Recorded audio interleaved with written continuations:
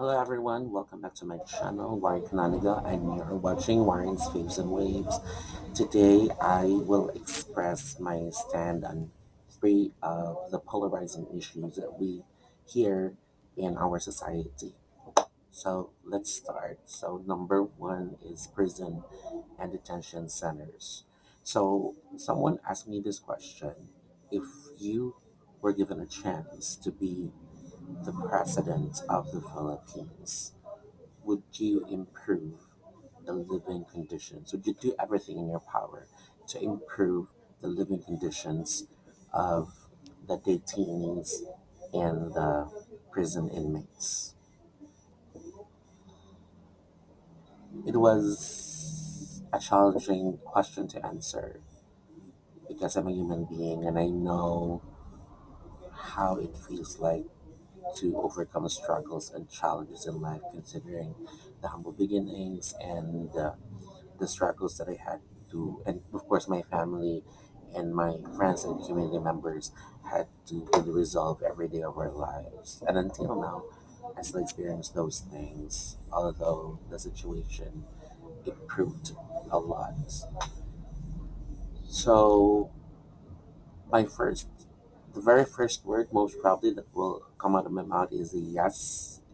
There is really a need to make the situation better, especially the issue on the ratio of the number of blocks or the number of cells. Of course, as compared to the number of inmates or detainees who will stay in those cells and blocks. But saying yes is not enough. There should be an additional answer to that. I believe many of you would agree that the reason why those people are there is because they've done something wrong. I mean, not all, because when we talk about detention centers, uh, people there would still have to undergo investigation. They would still have to, prove themselves innocent. But more often than not, they did something wrong and they still need to learn the lesson. So the condition should not be really very, very comfortable, so that the experiences would teach them a lesson, and that would definitely lead to formation.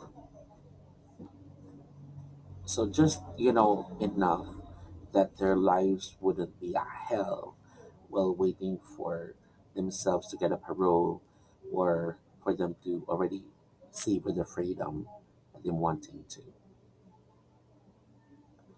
And we want to make sure that when they go out, they don't want to come back anymore. So that's exactly the point. I find it really funny and at the same time ridiculous, that in other countries, there are, a number of prisoners who would like to go back to prison, who would intentionally commit a crime just to go back to prison, just because prison life is more comfortable than the life that they have outside. So for me, that's really, an irony. So I am not comfortable, thinking that a lot of my fellow Filipinos would think about that, just intentionally committing a crime just to go back to prison, just because the life there is more comfortable. So it should still be regulated, you know.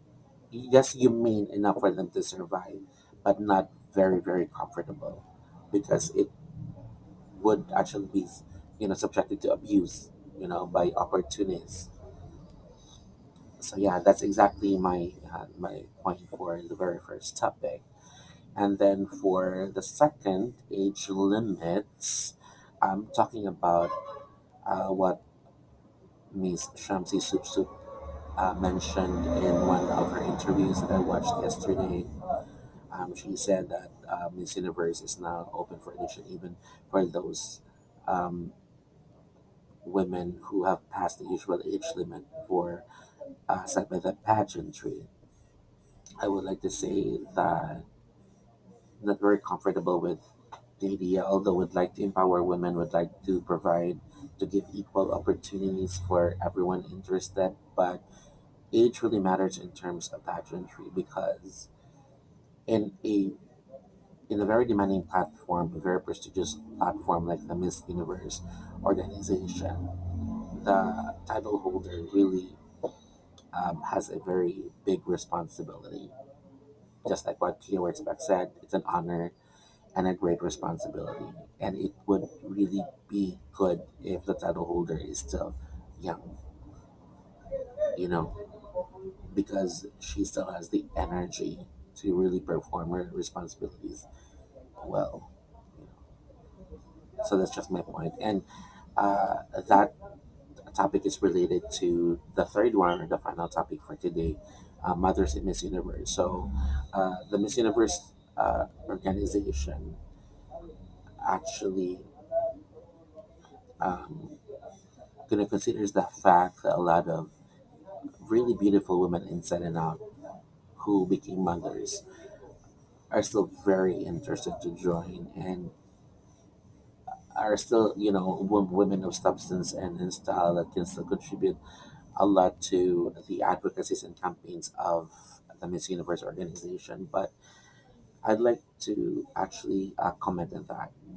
It would be better, in my opinion, to really let a single woman, or a woman who doesn't have a child yet, because 1 year is very short, and it's even shorter to think of if we talk about the range. It's a very short span of time, and as much as possible, the title holder who will represent the organization for 1 year should not have any distractions, should not have any deviations of attention, should be able to focus 100% on the responsibilities that she needs to fulfill.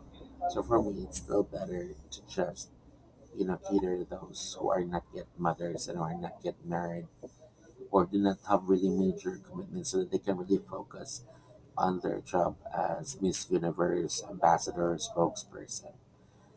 I have nothing against mothers and older women, because they have the wisdom and they have the experience, that they would really have a problem, prioritizing things. And it would be very hard, it would be very, very challenging for them, to really devote all their time, like 100% of their time and attention, to the um, activities related to their reign if they are mothers and they have physical limitations due to age. So that's just it. Um, I know a lot of people would disagree with me. That's just my opinion, and I'm just actually sharing. And this could be a healthy platform where we could actually interact. And who knows, someone can, enlighten me. Someone with a different view can enlighten me on something. So, thank you very much for watching this episode, and see you in the next time. Bye. Love you.